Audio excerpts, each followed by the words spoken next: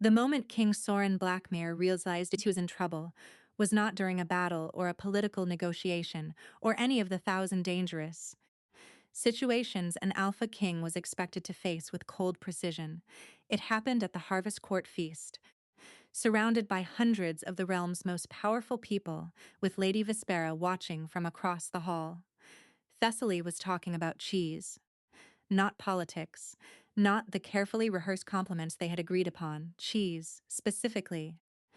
She was explaining with an intensity that bordered on academic fervor why the aged cheddar from the southern provinces was criminally underrated, and how the kitchen staff were committing an act of cultural violence by serving a soft northern variety at a formal banquet. "It has no backbone," she said, gesturing at the cheese plate with genuine offense. "You would not trust a wolf with no backbone. Why would you trust a cheese?" And Soren laughed. Not the controlled, measured half-smile he had been performing for weeks. Not the careful nod of manufactured amusement he wore as armor at court functions. He laughed. The sound came out of him before he could catch it. Rough and startled and real, and it cracked through the hall like thunder. The music did not stop, but it might as well have. Every head in the room turned. Conversations died mid-sentence. A serving girl dropped a wine pitcher, and no one even noticed the crash because every gaze had locked onto the Alpha King's face. He was smiling, not the kind of smile that lived on the surface and never reached the eyes. The kind that transformed his entire face, that softened the brutal line of his jaw and made him look, for one unguarded heartbeat, like a man who had forgotten he was supposed to be untouchable. Hadrian, his beta, had gone absolutely still 3 seats away. His hand frozen around his goblet, his expression the carefully blank mask of a man witnessing something he did not know how to process. And across the hall, seated at the center of the visiting delegation's table, Lady Vespera's smile had turned to glass. Soren caught himself. The laughter cut off. The smile vanished behind the familiar wall of controlled indifference. But it was too late. The damage was done. Every person in that hall had seen it, and the woman beside him, the woman who was supposed to be nothing more than a prop in a carefully constructed performance, was looking up at him with wide hazel eyes and absolutely no idea what she had just done. "What?" she asked, a crumb of the offending cheese still on her lower lip. Soren stared at her. She stared back. Her hair was coming loose from whatever arrangement she had attempted for the evening. One stubborn curl that had clearly won a long battle against several pins now falling across her forehead. Her dress was borrowed and slightly too large in the shoulders, and she had ink on her left wrist that she had clearly tried and failed to scrub off. Before the feast, she was by every measure the court valued entirely unremarkable. And she had just made the Alpha King laugh for the first time in 2 years without even trying. "Nothing," Soren said. "Eat your cheese." 3 weeks earlier, Thessaly had never spoken to the king, had never stood closer than 50 feet from him, had never imagined a world in which his name and hers would exist in the same sentence, let alone the same scheme. She was a bookkeeper. Not even a senior one. She worked in the castle archive beneath the east wing, a windowless stone room that smelled of dust and old ink, where she cataloged tax records and supply inventories, and occasionally got into heated arguments with mice who had strong opinions about which documents made the best nesting material. Her world was small, orderly, and entirely free of kings. She liked it that way. Kings were loud and terrifying and made decisions that affected thousands of lives before breakfast, and Thessaly had enough trouble deciding what to eat for lunch. So when the royal beta appeared in her archive on an otherwise unremarkable Tuesday morning, Thessaly assumed someone had miscounted the grain stores again. "Miss Cecily Wren," Hadrian said, and the fact that he knew her full name was the first indication that something had gone terribly wrong with her day. She looked up from the ledger she was reconciling. Hadrian filled the narrow doorway as a boulder might fill a garden path. Pleasant to look at in theory, but deeply alarming when it appeared where it was not supposed to be. "Yes," she said carefully. The king requires your presence, Hadrian announced. Immediately. Thessaly's quill slipped. A line of ink slashed across 3 months of meticulously recorded barley imports. She stared at the ruined page, then at the beta, then back at the page, trying to decide which was the greater catastrophe. I think there has been a mistake, she said. There had been no mistake. Thessaly followed Hadrian through corridors she had never walked, up staircases she did not know existed, past guards who looked through her as though she were made of glass. Each step took her further from the familiar world of ink and ledgers and closer to something that felt distinctly like the opening scene of a cautionary tale. The beta said nothing. His silence suggested he had been asked questions before and found them tedious. May I ask what this is about? Cecily cried. No, Hadrian said. Wonderful, she muttered under her breath. They stopped before a set of heavy oak doors carved with the Blackmere crest. Hadrian knocked twice, paused, then pushed the doors open without waiting for a response. The king's study was twice the size of Thessaly's entire archive. Maps covered one wall floor to ceiling, bristling with colored pins. A fire burned low in a stone hearth large enough to stand in. And behind a desk buried under correspondence, reports, and what appeared to be 3 untouched meals, sat King Soren Blackmere. Thessaly had seen him before.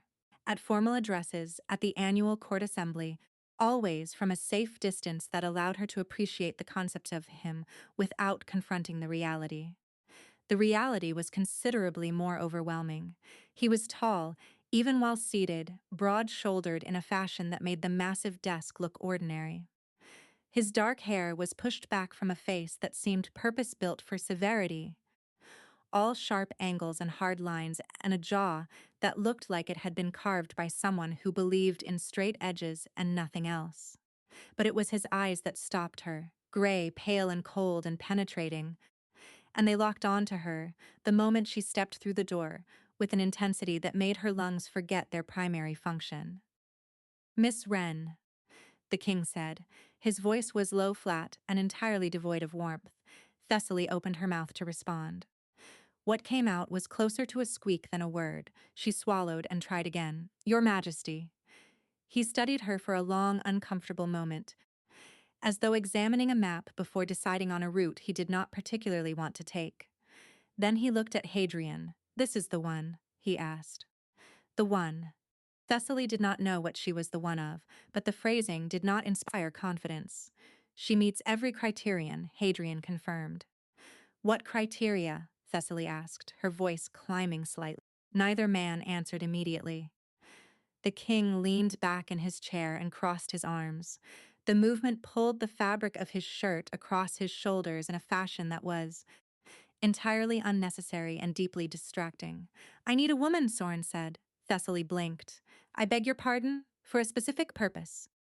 He continued, as though proposing something no more unusual than a supply requisition. I need a woman who is presentable but unconnected to any noble house. Someone with no political affiliations, no family entanglements, no existing courtships. Someone the court knows nothing about. He paused, his pale gaze sweeping over her with clinical detachment. Someone forgettable. The word landed with the weight of a stone dropped into still water. Thessaly felt her cheeks heat, though she could not tell if the flush was from embarrassment or the slow-building urge to throw something at a king. Thank you, she managed. That is the most flattering thing anyone has ever said to me. Something flickered across his face. Not quite amusement, but close to the neighborhood where amusement lived. It vanished immediately. Lady Vespera returns to court in 3 weeks for the harvest negotiations, Soren said. She and I were involved. The relationship ended. She did not take it well.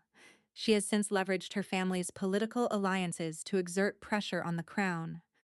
And there are those at court who believe a reconciliation would serve the kingdom's interests. And you disagree, Thessaly said quietly. I would sooner eat glass, the king replied without inflection. The silence that followed was immense. Thessaly's mind raced, assembling the pieces. You want to pretend to court someone, she said slowly, to show the court and Lady Vespera that you have moved on, and you want that someone to be She pointed at herself. You are unmarked, unbonded, and unknown, Hadrian supplied helpfully. There is nothing Lady Vespera or her allies can use against you because there is nothing to find. Again, Thessaly said, so flattering. The king stood. The chair scraped against stone, and suddenly the room felt much smaller. He moved around the desk and stopped several feet from her, and Thessaly had to tilt her head back to meet his gaze. The height difference was almost comical. She was not short, but he made her feel like a footnote at the bottom of a very long page. You would be compensated, he said, generously. The arrangement would last through the harvest court, and no longer. You would attend public functions at my side. Be seen with me in the gardens and at meals, and allow the court to draw its own conclusions. Nothing more. Nothing more, Thessaly repeated. You would not be required to. He paused, and for the first time a crack appeared in the wall of royal composure. The faintest flush crept along his jaw. The courtship would be entirely performative. So you want me to pretend to be in love with you, Thessaly said, in public, in front of the entire court, including Lady Vespera, who I am given to understand is beautiful, powerful, and vindictive. That is an accurate summary, Hadrian confirmed. Thessaly looked between them. The king's face was unreadable. The betas was carefully neutral. The fire crackled. Somewhere outside, a bird was singing, blissfully ignorant of the fact that the world had stopped making sense. What happens if she finds out it is fake? Thessaly asked. She will not. Soren said, but if she does. The king's expression hardened. Then I will handle it. Thessaly's stomach twisted. Every rational thought she possessed was screaming at her to decline, to curtsy and back away, and return to her beautiful, safe, king-free archive. But the compensation he had mentioned would be enough to buy the small cottage outside the castle walls she had been saving toward for 6 years. 6 years of counting coins and stretching every copper. 1 month of pretending, and she could have a home, a real home. Not a cot in the servants' quarters, not a borrowed room above the kitchens, hers. I have conditions, she heard herself say. The king's eyebrow rose. It was the smallest movement, but it conveyed a universe of surprise that someone in her position would dare to have. Conditions, name them, he said, since. First, no one touches me without my permission, not you, not your guards, not anyone. Second, when this ends, I walk away clean, no debts, no obligations, no ties. And third, she hesitated, meeting those cold, unforgiving eyes. You tell me the real reason you chose me, not the version you rehearsed, the real one. The silence stretched between them like a held breath. Hadrian glanced at the king.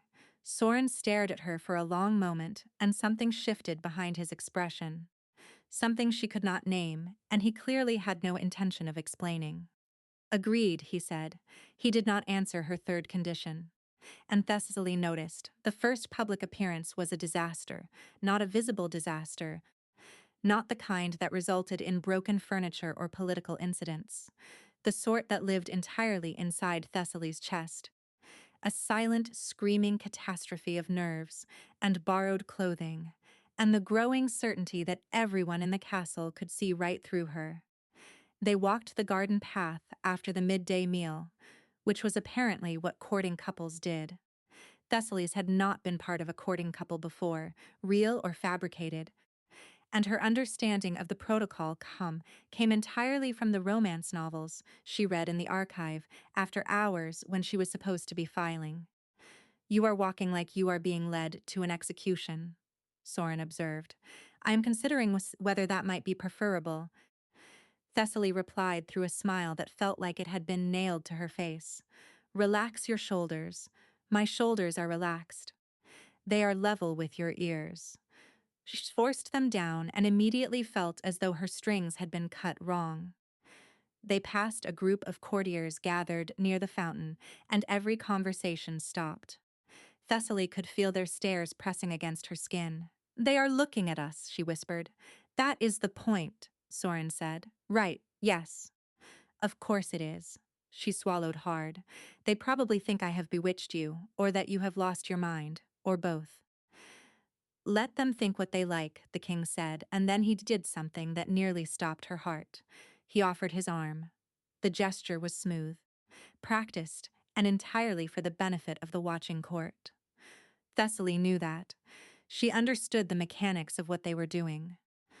But when her fingers settled against his forearm, and she felt the heat of him through the fabric of his coat, felt the solid, unyielding strength beneath her hand, her pulse did something deeply inconvenient. "Your hand is shaking," Soren murmured. Not looking at her, she lied. "It is the middle of summer. I run cold." The corner of his mouth did not move, but she could have sworn something shifted in his expression. They completed one circuit of the garden in near silence. It was excruciating. Every step felt performed, every breath calculated. Thessaly had never been more aware of her own body, of the rhythm of her feet on the gravel path, of how her free hand hung uselessly at her side. "We need to talk," Soren said as they rounded the rose arbor for the second time. "We are talking. We need to talk like two people who enjoy each other's company. Do you enjoy anyone's company?" The question slipped out before she could stop it. Soren looked down at her, his gaze unreadable. "No," he said. And for a moment he sounded so matter-of-fact about it that Thessaly felt a pangs of something she had not expected. Not pity, exactly. Something quieter and sadder. "Well," she said, recovering, "I enjoy the company of my archive mice. So between us we have the social skills of half a functioning person." His stride faltered. Just barely. Just a half-step hitch that he corrected immediately, but she caught it. She caught the way his jaw tightened, the way his gaze cut toward the trees. He was suppressing something. "Did you almost smile?" she asked, astonished. "No. You did. I saw it. There was definite mouth movement." "There was not." "Your Majesty, I catalog minute discrepancies in tax records for a living. I notice things." That was the beginning of a smile. "It was a muscle spasm," Soren said flatly. The second outing went marginally better. A shared breakfast on the eastern terrace, visible to the court, but far enough from other tables to allow private conversation. Thessaly had spent the previous night memorizing a list of acceptable topics: trade policy, the harvest projections, regional border disputes. Things a woman being courted by a king might plausibly discuss. Instead, she panicked and told him about the time she accidentally shelved an entire year of military correspondence under miscellaneous pastries because she had been filing while half asleep and the classification codes were similar. Soren stared at her. "Military correspondence," he repeated. "Under pastries. The classification codes are only 2 digits apart," Thessaly said defensively. "And in my defense, it was 3 in the morning and I had been reorganizing the entire Eastern Wing collection after the flooding incident." "How long before someone noticed?" Thessaly bit her lip. 4 months. He looked at her for a long moment, then he looked away. And she watched the muscles in his jaw work, and she knew with absolute certainty that King Soren Blackmere was fighting a smile with every ounce of royal discipline he possessed. He won, but only barely. By the end of the first week, a routine had formed: morning walks, shared meals on the terrace, an occasional appearance in the great hall where Soren would pull out her chair or lean close to murmur something in her ear. The murmured words were usually logistical. "The ambassador at the third table is watching. Laugh as though I said something charming." Or "Vespera's cousin just entered. Touch my arm." But sometimes they were not logistical at all. "You have ink on your neck again." Or "The cook tells me you asked for extra honey cakes." He seemed concerned about the quantity. The quantity was appropriate. Thessaly had replied. It was 12 honey cakes. I had a difficult day. He had looked at her with an expression she could not decode. Something between bewilderment and a softness that did not belong on a face built for severity. There was also the matter of the umbrella. They had been walking the colonnade when the rain started, sudden and heavy, and Thessaly had resigned herself to arriving at dinner, looking like a drowned archive rat. But Soren had removed his own coat without a word and held it over her head. When she protested that the king should not be walking around in the rain in his shirt sleeves, he told her the rain was not her concern.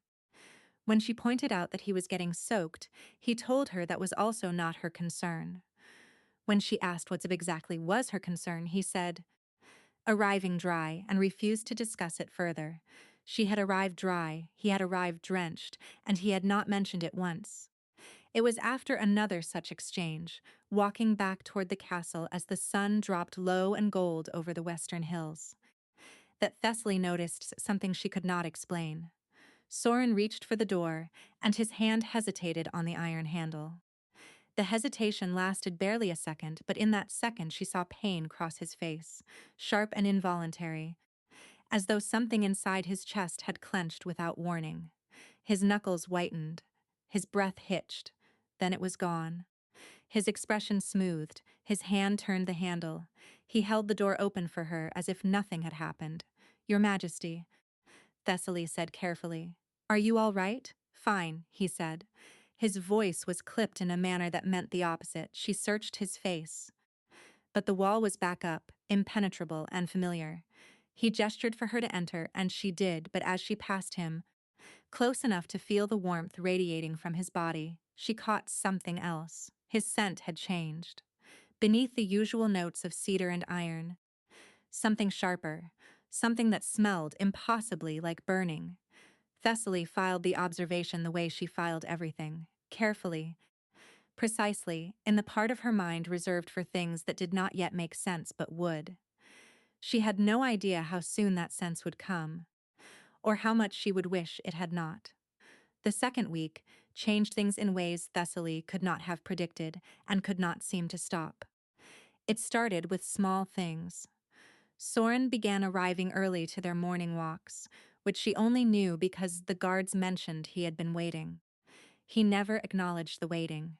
He simply appeared at the appointed time, looking exactly as impatient as a king should, as though she were the one who was late even when she was precisely on time. Then the books appeared.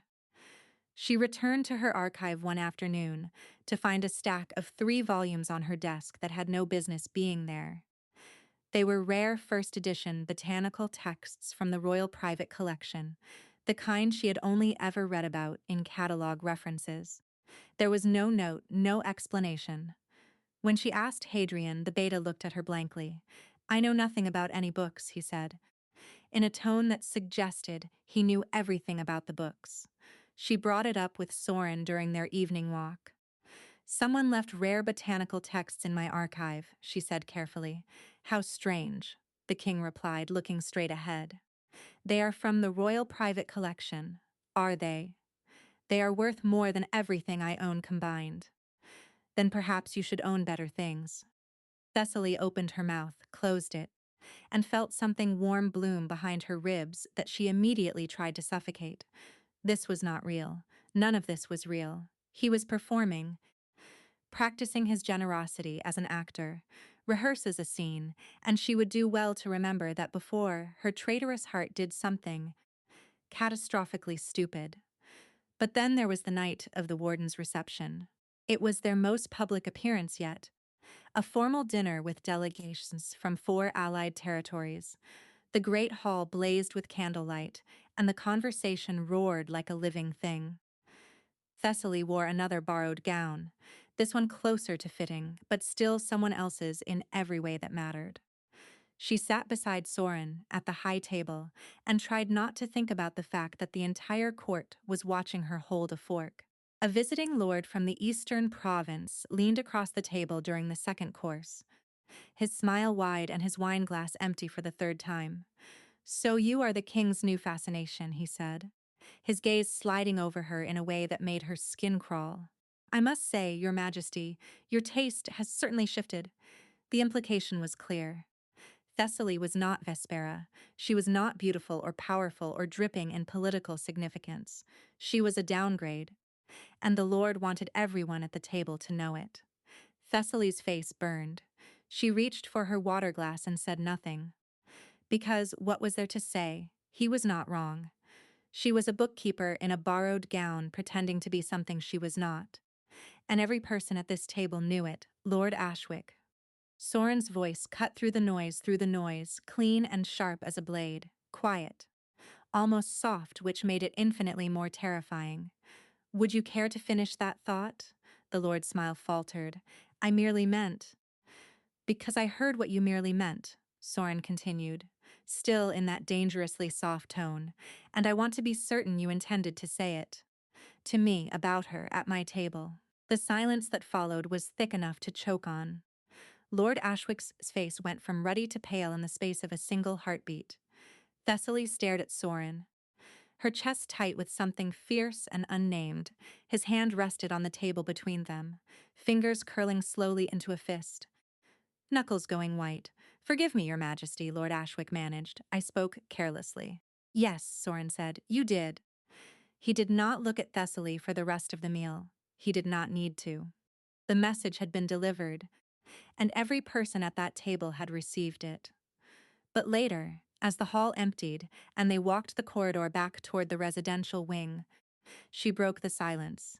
"You did not have to do that," she said quietly. "Do what?" he asked, not slowing his stride. "Defend me." "It is not part of the arrangement." Soren stopped walking. The corridor was empty, lit by guttering torches that threw long shadows across the stone floor. He turned to face her, and in the unsteady light his expression was harder to read than ever. "No," he said, "it is not." The silence between them hummed with something heavy and unnamed. Thessaly's heart was beating much too fast. She could smell him, cedar and iron, and something underneath that she had started to crave without permission. And standing this close in a deserted hallway with no audience and no reason to perform felt more dangerous than any public appearance they had. "Survived. Then why did you do it?" she whispered. He looked at her for a long moment. His jaw worked. Those pale, unforgiving eyes searched her face with an intensity that made her feel exposed down to the bone. "Good night, Miss Wren," he said. He turned and walked away. Thessaly watched him go, her pulse hammering, her hands trembling at her sides. She stood in that dim-lit passage until the torches burned low and tried to convince herself that what she had just seen in his eyes was part of the performance. She failed.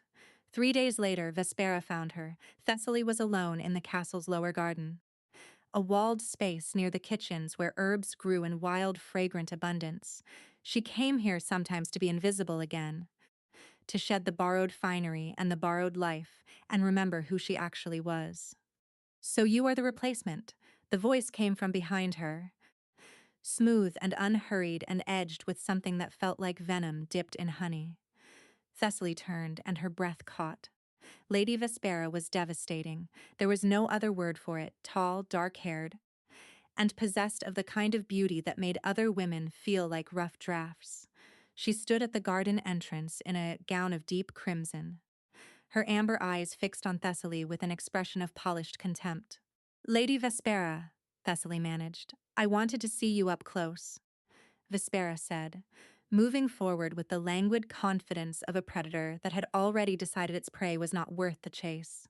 "I have to admit, I was curious what kind of woman could capture Soren's attention." She stopped a few feet away and tilted her head. "Now I see the answer is no kind at all." Thessaly's stomach dropped, but she held the woman's gaze. "He will tire of you," Vespera continued, her voice almost gentle, almost kind, which made it so much worse. "He tires of everything eventually, and when he does, you will go back to whatever dusty corner he found you in, and no one will remember your name." She paused, and something shifted in her amber eyes. Something cold and possessive and ancient. "But I will still be here, because what Soren and I share cannot be replaced by a girl who smells of ink and old paper." She left the way she had come, silent and precise, and Thessaly stood among the herbs with her hands shaking and a cold weight settling in the pit of her stomach. Not because of the cruelty, although that had landed exactly where it was aimed, but because of the word Vespera had used. Share, present tense, not shared share, as if whatever existed between them was not over at all. That night, Thessaly could not sleep. She lay on her narrow cot in the servants' quarters and stared at the ceiling and replayed every interaction. Every rigid posture, every burning afterscent, the way Soren never spoke Vespera's name. The way his body went taut whenever her delegation entered a room. The way that sharp, wrong scent clung to him afterward, and was getting stronger with each passing day. Something was deeply wrong. and it had nothing to do with politics. The following morning, she found him in the east corridor. He was leaning against the wall outside the council chamber. One hand braced against the stone, his head bowed, his breathing was labored. Each inhale shallow and catching, as though something inside his chest was grinding against itself. "Your Majesty," Thessaly said sharply. Rushing forward, his head snapped up. For one unguarded second, his face was stripped of every defense, and what she saw beneath the mask stopped her cold. Pain, not the dull ache of exhaustion or the frustration of politics. Blinding. Searing agony that had turned his eyes glassy and his skin the color of ash. "Do not," he said through gritted teeth. "Do not touch me." She froze. Her hand outstretched, inches from his shoulder. The burning scent was overwhelming now, rolling off him in waves, and beneath it she caught something else. Something that smelled like old magic, like blood and smoke, and the memory of a wound that refused to close. "What is happening to you?" she demanded. He pushed himself off the wall, straightened, and the mask slid back into place with a precision that was almost more frightening than the pain had been. "Nothing that concerns you," he said. He walked past her into the council chamber and closed the door in her face. Thessaly stood in the silent passage, her outstretched hand still hovering in the air, and felt the first real crack form in the careful wall she had built between herself and the truth. Because whatever was happening to the king was not nothing. It was not political, and it was not old. It was getting worse. She had tracked it for 2 weeks, catalogued the pattern with the same precision she applied to her ledgers, and every data point led to the same conclusion. The pain followed a rhythm, and that rhythm had started the day she arrived. That night, she broke the rules. She went to his chambers uninvited, driven by a fear she refused to name and a certainty she refused to ignore. The guards at his door exchanged a glance but did not stop her. Perhaps they had seen the king's face that morning, too. She knocked once. No answer. She pushed the door open. Soren was on the floor. He was on his knees beside the bed, one hand fisted in the sheets. His shirt pulled open at the collar. His breath came in ragged, torn gasps, and his eyes were closed. His face contorted in an agony so profound it stole the air from Thessaly's lungs. And on his chest, directly over his heart, a mark glowed beneath his skin, black and branching like the roots of a poison tree, pulsing with a faint sickening light that matched the rhythm of his heartbeat. "No," Thessaly whispered. She dropped to her knees beside him and reached for his shoulder before she could think, before she could remember his warning. Her hand made contact with his skin. The world turned inside out. She was no longer in his chambers. She was somewhere else entirely, somewhere made of darkness and heat and the roar of invisible fire. The air tasted of ash and iron and something older, something that burned at the back of her throat and made her eyes water. The ground beneath her feet was not ground at all but a void, solid enough to stand on but depthless, as though she balanced on the surface of an infinite black ocean. Chains hung in the emptiness. Black iron links thicker than her arm, glowing at their seams with the same poisoned light she had seen on his chest. They stretched in every direction, crossing and recrossing, forming a web of metal and malice that pulsed with a heartbeat of its own. And at the center of the web, wrapped so tightly the links had bitten into flesh and fur, was a wolf. Massive, gray, thrashing against its bonds with a desperation that was almost human, its muzzle pulled back in a silent howl, its eyes wild with a suffering that went beyond the physical. She knew it was his, knew it the way she knew her own name, and the sight of it bound and bleeding made something deep inside her crack open. And standing at the center of the chains, her hands resting on the links with the casual possessiveness of a woman admiring her own handiwork, was Vespera. She was not the polished courtier Thessaly had met in the garden. Here, in this place, she was something older and wilder, her amber eyes burning with a possessive hunger that made Thessaly's blood turn to ice. Her beauty was sharper here, crueler, stripped of its courtly veneer to reveal something predatory underneath. "He is mine," the vision of Vespera said, her voice echoing from everywhere and nowhere at once. Every beat of his heart belongs to me, and the more he tries to give it to another, the tighter the chains will pull. The wolf howled, the sound was agony made audible. A raw, broken thing that reverberated through the void and settled into Thessaly's bones. The chains flared brighter, and the heat of them seared across her palms. She ripped her hand from Soren's shoulder, and the vision shattered. She was back on the floor of his chambers, gasping, her hands burning, her heart slamming against her ribs. Soren was staring at her. Fully conscious now, his face white with shock and something far worse. "What did you see?" he demanded, his voice raw. Thessaly looked down at her palms. Faint red lines crossed them where the phantom chains had burned. She looked up at the king, at the dark roots still faintly glowing beneath his shirt, at the devastation in his expression that told her everything he had been hiding. "She cursed you," Thessaly breathed. "Vespera cursed you." The silence that followed was the loudest thing she had ever heard. "It was not supposed to matter," Soren said, each word pulled from him as though dragged out under torture.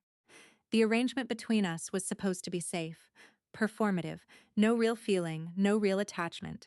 The curse only activates when—" He stopped. His jaw clenched so hard she could see the muscles jump beneath the skin.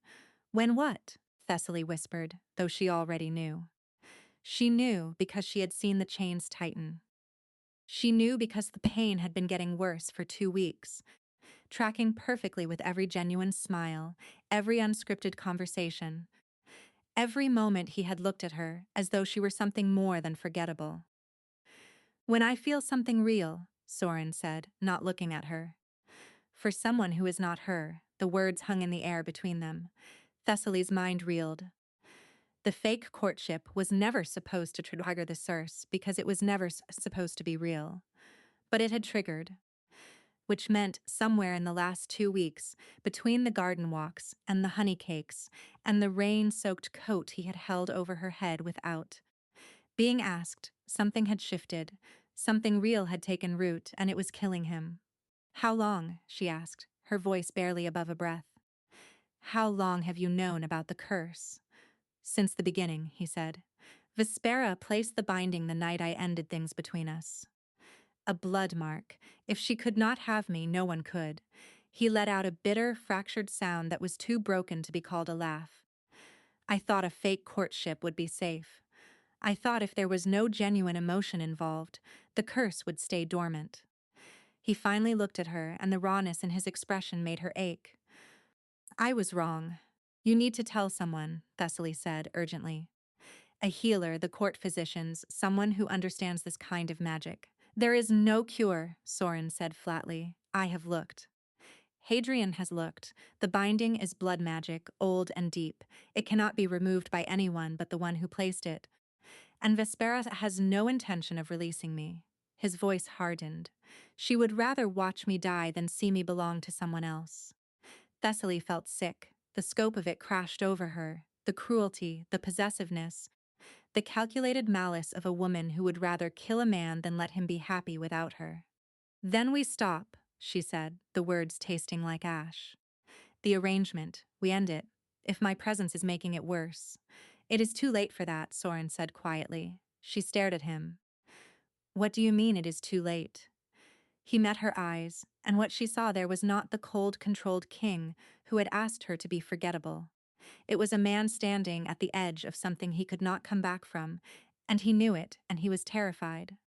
"I mean, I cannot stop it," he said. "Whatever I feel for you, it is no longer something I can choose to turn off. The curse knows the difference between performance and truth, and it will not let me pretend." Thessaly's heart slammed against her ribs. Her hands were still burning. The dark roots over his heart still pulsed with that sickening light. And the man in front of her had just admitted, in the most devastating way possible, that his feelings for her were real, and they were going to kill him. For a long moment, neither of them spoke. The fire crackled. The candles guttered. Thessaly's mind raced through options and discarded them one by one, searching for a solution that did not end in blood or separation or both. "What if I talked to her?" she started. "No." What if we found the witch who taught her the binding, someone who could— There is no one. His voice was flat, final, emptied of hope. I have spent 2 years looking, Thessaly. 2 years. Every lead, every rumor, every half-remembered folk remedy, they all end in the same place. He looked at her, and the tiredness in his face was so profound it made her want to weep. It ends with her, and she will never let go. As he spoke, she watched his hand drift to his chest, pressing against the mark through his shirt. His fingers trembled.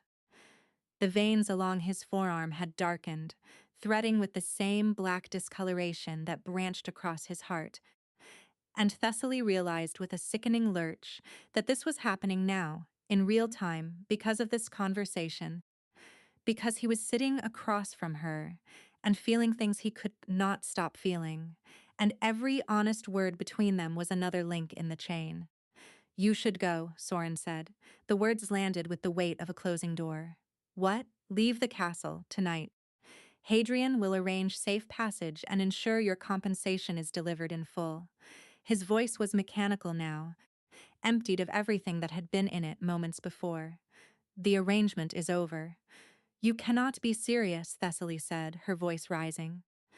The closer you are to me, the faster this progresses. He gestured at his chest, at the dark roots that had visibly spread even in the last few minutes. Every moment you near me feeds it. Every conversation, every— He stopped, swallowed hard. Every time you make me feel something I have not felt in years, the chains tighten. And eventually they will close completely. So your solution is to send me away, Thessaly said, disbelief and anger warring inside her. To suffer alone. To let this thing eat you alive because you are too stubborn to let someone help. My solution is to keep you alive. Soren snapped, and the raw desperation beneath the anger silenced her. You touched me tonight, and the curse burned your hands. Your hands. Thessaly. His voice cracked on her name. That mark is mine to carry. I cannot let it spread to you. She reached for him. He flinched backward, pressing himself against the bed frame, and the rejection stung worse than the phantom burns on her palms. Do not. He whispered, and his voice was shaking now, stripped of command, stripped of royalty, stripped of everything except a terror so raw it left him unrecognizable. Please do not make this harder. If you touch me again, I will not be able to ask you to leave, and I need to ask you to leave. Do you understand? I need you to go before I become too selfish to let you. Thessaly stared at him, at the tremor in his hands, at the dark veins crawling up his neck, at the man who was choosing to die rather than risk hurting her, and doing it so calmly, so methodically, so royally, that it made her want to scream. Please, he said again, and the word was barely a breath. She rose on shaking legs, her palms throbbed. Her vision blurred with tears she refused to let fall. She wanted to argue, to fight, to grab him by the shoulders and shake him until he understood that sending her away would not save him, and she did not want saving if it meant never seeing him again. But she looked at his face, at the rigid set of his jaw, and the devastation he was barely containing, and she understood something with terrible clarity. He was not pushing her away because he did not care. He was pushing her away because he cared too much, and in his mind, that caring had become a weapon aimed directly at her heart.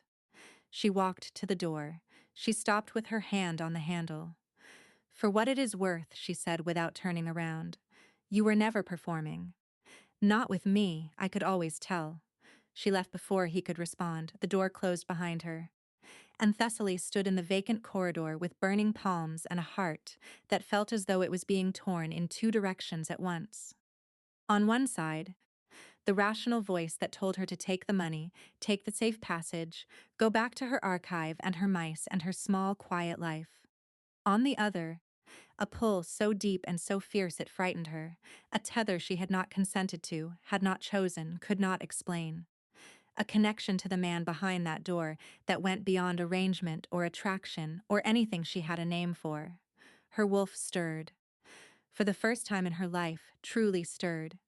Not the quiet, dormant thing it had always been. The wolf the pack elders had examined and declared defective, scentless, bondless, destined to go through life without ever forming a true mate connection.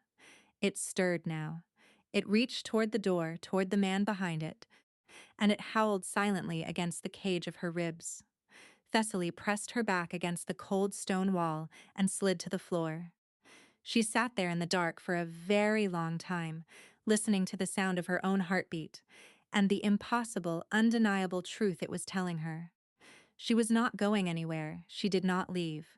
She went back to her archive, locked the door, and sat in the dark among her ledgers and her mice, and tried to convince herself that staying was a choice and not a compulsion. It was both. The first 2 days were manageable. She threw herself into work with a ferocity that bordered on self-punishment, filing and sorting and cataloging with mechanical precision, while her mind ran circles around the image of dark roots spreading across a king's heart. She did not eat much, she did not sleep well, but she functioned. By the 3rd day, the functioning stopped. It started as a dull pressure behind her sternum, as though someone had placed a stone on her chest, and was slowly, methodically adding weight. Then the headaches came, persistent and blinding, turning the archive's dim lamplight into something that felt like knives against her eyes. Her hands trembled when she tried to write. Her wolf, that newly awakened thing that had spent her entire life dormant, paced beneath her skin restlessly, endlessly, maddened by confinement. She caught Soren's scent in hallways where he had not walked for hours. She woke at night drenched in sweat, reaching for someone who was not there, her body aching with an absence so profound it felt like grief. On the 4th day, she collapsed in the archive. One moment, she was standing at the shelves, reaching for a ledger on the upper row. The next, the room tilted, the floor rushed toward her, and she woke on the cold stone with her cheek pressed against a tax record from 12 years ago and blood on her lip where she had bitten it going down. Hadrian found her there. How he knew to come, she did not ask. He lifted her without a word, carried her to the healer's wing, and set her down on a cot with a gentleness that seemed at odds with the fury carved into his face. How bad? He demanded of Odessa, the senior healer, when the old woman finished her examination. Odessa was ancient in the way that mountains are ancient, weathered and patient, and possessed of a calm that suggested she had seen everything the world could offer, and found most of it tedious. She looked at Thessaly with sharp, dark eyes that missed nothing. "How long have you been feeling the pull?" Odessa asked, ignoring Hadrian entirely. Thessaly hesitated. "I do not know what you mean." "Yes, you do, child, the ache, the need to be near him. The feeling that something essential has been ripped away, and your body is trying to crawl back to it." Thessaly swallowed hard. "Since the night he sent me away." Odessa nodded as though this confirmed something she had already known. She turned to Hadrian. "Leave us." The beta opened his mouth to argue. "Now," Odessa said, in a tone that suggested she had been ordering people around since before his grandparents were born and had no intention of stopping. Hadrian left. Odessa pulled a chair to the bedside and sat with the slow deliberation of someone who understood that certain conversations required stillness. "You are forming a mate bond with the king," Odessa said. No preamble, no softening, just the truth laid out on the table with the precision of a blade. Thessaly flinched. "That is not possible. I was examined as a girl. The pack elders said I was scentless, bondless. They said my wolf was dormant and would never wake, that I would go through my life without ever forming a true connection." She heard her own voice crack on the last word and hated herself for it. That old wound, the one she had carried since she was 14 years old, standing in front of a circle of elders who looked at her with pity and pronounced her defective. Not broken exactly, but incomplete. A wolf who would never bond, a woman who would never be chosen. She had built her entire life around that verdict. The archive, the solitude, the careful smallness of her existence. If you are not meant to be loved, then you make yourself useful. You become indispensable in other ways. You earn your place through labor because you will never earn it through belonging. "The elders were wrong," Odessa said simply. 3 words.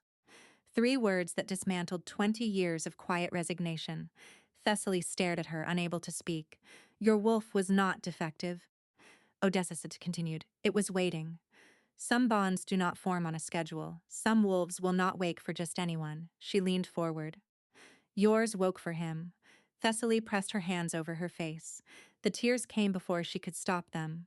Silent and hot, and carrying with them a grief she had not known she was still holding. But the curse, she managed through her fingers. If I go back to him, the curse worsens. My presence feeds it. Yes, Odessa said. And if you stay away, the incomplete bond will tear you both apart from the inside. You have perhaps felt the early symptoms already. The headaches, the trembling, the collapse today. So there is no safe option, Thessaly said, lowering her hands. Odessa studied her for a long moment. There is one. I can sever the forming bond before it completes. It would be painful, but you would survive. You would go back to what you were before. The pull would fade. The ache would stop. You would be free. Free. The word should have felt like relief. Instead, it felt like a door slamming shut on the only room she had ever wanted to enter. And what happens to him? Thessaly asked quietly. Odessa's silence was answer enough.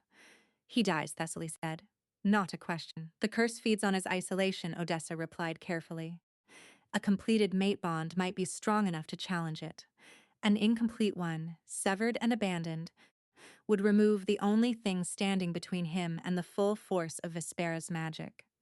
Thessaly sat with that for a long time. The cot was hard beneath her. The healer's wings smelled of chamomile and tinctures, and something astringent that stung her nose. She thought about her archive, her cottage savings, her small safe life. She thought about the elders who had told her she would never bond. She thought about Vespera's voice in the garden, smooth and certain and cruel. And she thought about the way Soren had laughed at the feast. That real, startled, unguarded sound that had cracked through the hall. The way his face had transformed just for a moment into something that looked like joy. She had given him that her. The forgettable bookkeeper with ink on her wrists and mice in her archive. She had made a king who never smiled laugh so hard the whole room stopped to stare, and she was supposed to walk away from that? No, Thessaly said. Odessa raised an eyebrow. I will not sever it. I will not leave him to die because I am afraid of getting hurt. She wiped her face with the back of her hand and looked the old healer dead in the eyes. Tell me how to break the curse instead. Odessa regarded her for a long moment, and something shifted in those ancient dark eyes. Something that looked impossibly like respect. The curse is a chain, Odessa said slowly. Forged from possessive love. The only thing stronger than possessive love is the real thing. She paused. But to break it, you would need to face it. Inside the place where it lives, and you would need to be bonded to him completely when you do. Thessaly's stomach dropped. She knew exactly what that meant. She remembered the chains, the void, the wolf thrashing against its bonds, and Vespera standing at the center of it all with burning amber eyes. I need to see Hadrian, she said. Hadrian was waiting in the corridor, leaning against the wall with his arms crossed, and an expression that suggested he had heard every word through the door and was pretending otherwise. You are going back, he said, not a question. I am going back, Thessaly confirmed. The beta studied her face for a moment, then nodded once. He will try to send you away again, I know. He can be extremely stubborn, I know. And he will almost certainly say something cutting, because that is what he does when he is frightened. Hadrian, Thessaly said. I catalog military records that were filed under pastries. I can handle the king. Something that might have been a smile crossed the beta's face and vanished. Follow me. He led her through the palace as night settled over the stone walls. The corridors were empty, the household asleep, and their footsteps echoed in tandem. Thessaly's heart hammered louder with each step. Her palms still carried the faint red lines from the phantom chains, and they tingled as she drew closer to his rooms, as though the marks remembered where they had come from and were reaching toward the source. Hadrian stopped at the carved doors and turned to her. For what it is worth, he said quietly, I have served him for 11 years. I have never seen him look at anyone the way he looks at you. Not even her. Then he opened the door and stepped aside. Thessaly walked in alone. The room was dark. The fire had burned to embers, casting a dim amber glow that barely reached the corners. Soren stood at the window with his back to the door, silhouetted against the moonlight. He did not turn when she entered, but she saw his shoulders tense. He knew. Of course he knew. He could smell her. "I told you to leave," he said to the glass. "You did," Thessaly agreed, closing the door behind her, "and yet you are standing in my chambers." "I am standing in your chambers," he turned. The moonlight caught his face and Thessaly's breath hitched. He looked terrible, hollowed out, ashen. The curse mark visible even through his shirt, pulsing with that sick dark light. The binding had worsened dramatically in her absence. He looked like a man being consumed from the inside, and the 4 days apart had taken from him what weeks of proximity had not.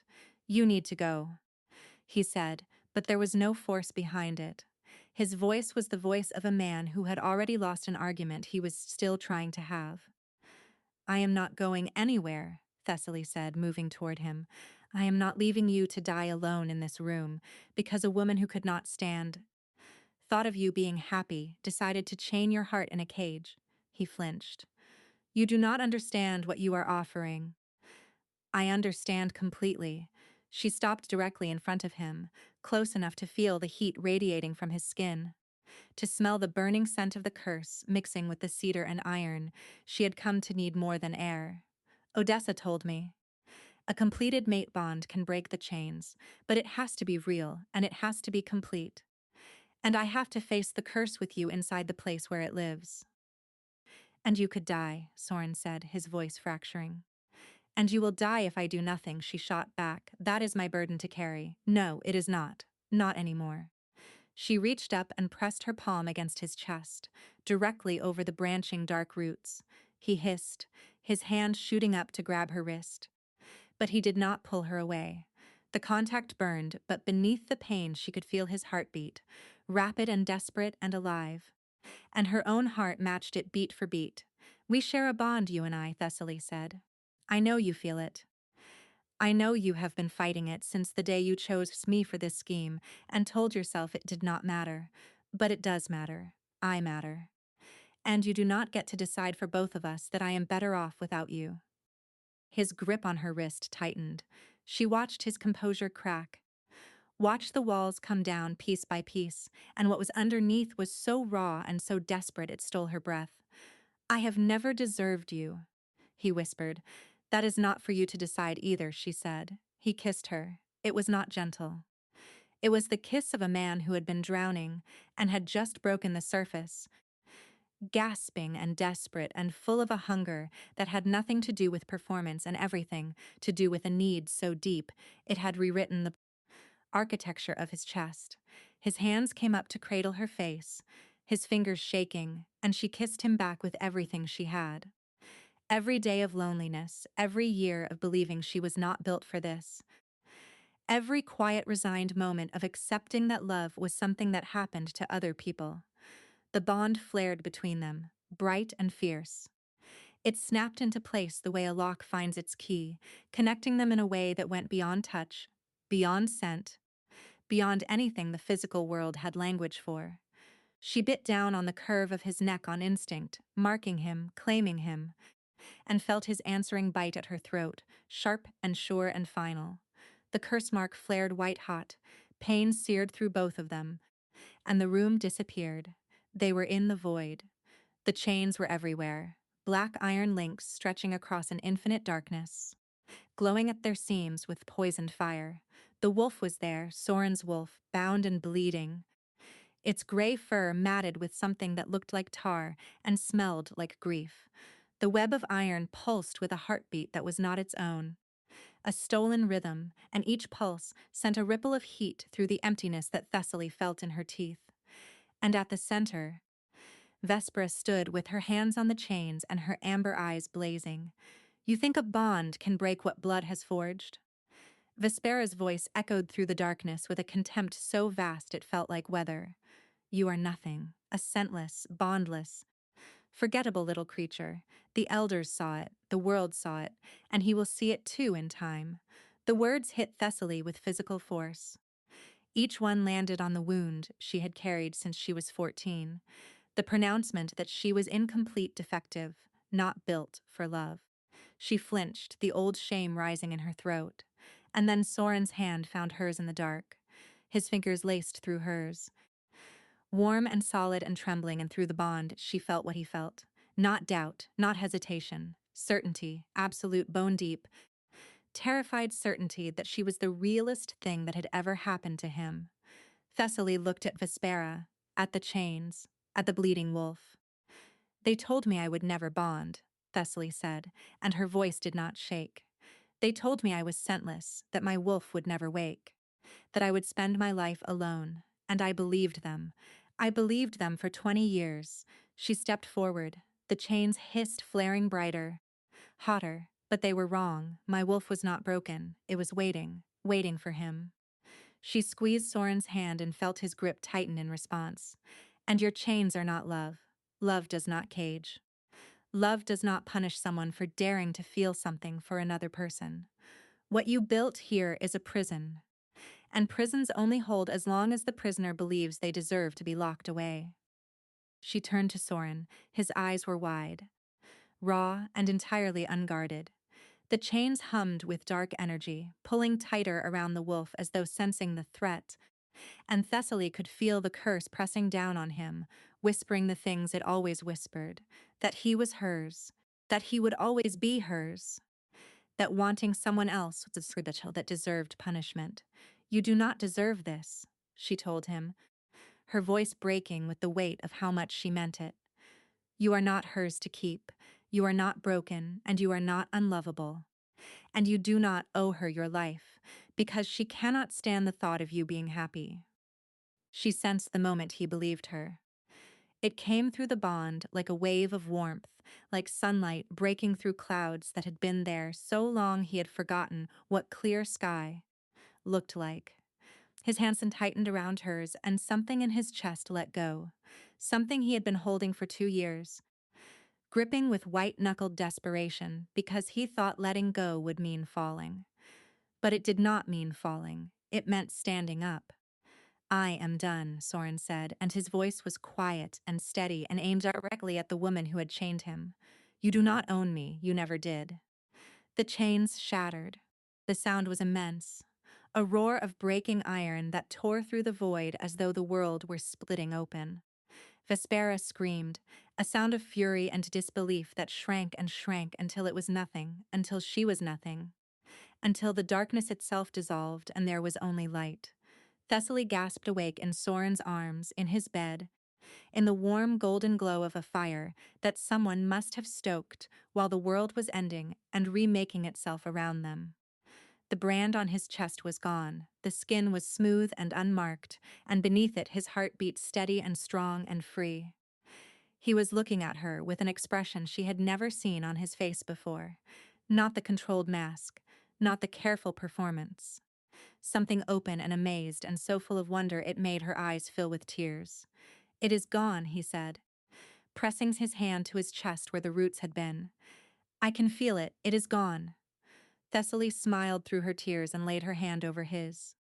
Their heartbeats matched, steady and sure, connected by something that no curse and no chain and no amount of cruelty could ever break again. "Yes," she whispered, "it is." He pulled her close, buried his face in her hair, and for the first time in years, the Alpha King held someone, not because he needed to perform, but because he needed her. And she held him back with equal fierceness. The bondless girl who had never been bondless at all, just waiting for the one person worth waking for. The curse did not leave cleanly. For weeks afterward, Soren would wake in the night with his hand pressed to his chest, reaching for a pain that was no longer there. Phantom chains, Odessa called it, the body remembering what the mind had already released. But Thessaly was there. Every time he woke, she was there. Her warmth pressed against his side, her hand finding his in the dark. And slowly, night by night, the phantom faded. He learned to talk about it. Not all at once, not easily, but in fragments offered during the quiet hours before dawn when the world felt safe enough for honesty. He told her about the binding, how it had felt like wearing a second skin made of fire, how every genuine emotion had become a punishment, how he had trained himself to feel nothing, because feeling anything meant agony. He told her about the 2 years he had spent alone with it, performing coldness so convincingly that he had almost forgotten warmth existed. "You reminded me," he said one morning, his voice rough with sleep and something gentler. "That first day in the garden, when you told me about your mice, I almost smiled, and it hurt. The curse punished me for it. And I thought, if smiling at this ridiculous woman is going to kill me, then at least I will die amused." Thessaly hit him with a pillow. He laughed, and the sound still startled them both, still felt new and fragile and precious, but it no longer hurt. That was the difference. That was everything. Vespera's influence crumbled with the curse. Without the binding magic propping up her political leverage, her alliances unraveled within a month. She left court without fanfare, a diminished figure slipping through the gates at dawn, and Thessaly watched from the window of the king's chambers and felt nothing but relief. The court's adjustment to a bookkeeper as the Alpha King's mate was predictably complicated. The whispers followed her everywhere. At the formal announcement, she stood before the entire assembly in a gown that was finally her own, and felt the weight of every skeptical gaze.